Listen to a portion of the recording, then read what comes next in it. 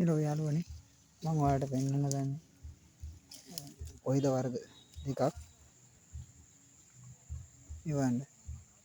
මේ කොයිල වර්ගේ කොලේ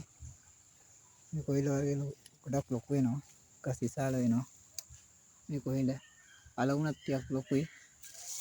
අල වුණත් ටිකක් විශාල වෙනවා යාළුවනේ මේ කොයිල වර්ගේ අල ගහත් ගොඩක් ලොකුට හැදෙනවා ඉවන්න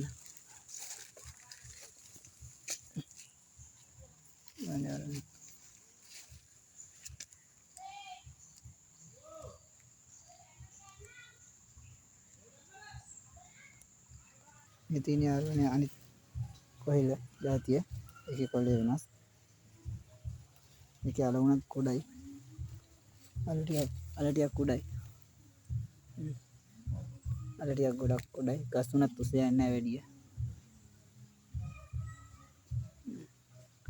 අල වුණත් ලොකු වෙන්නේ අල කුඩයි අනිත් වර්ගයේ අල ලොකු වෙනවා ගස් උස යනවා මේ වර්ගයේ එච්චර උස යන්නේ නැහැ කොළේ උනත් වෙනස් දල උනත් කුඩයි මගේ නයි මිනිස් අගාවේ තියෙනවා මේ කොයිල වර්ග දෙකම එදිලා ඉඩමේ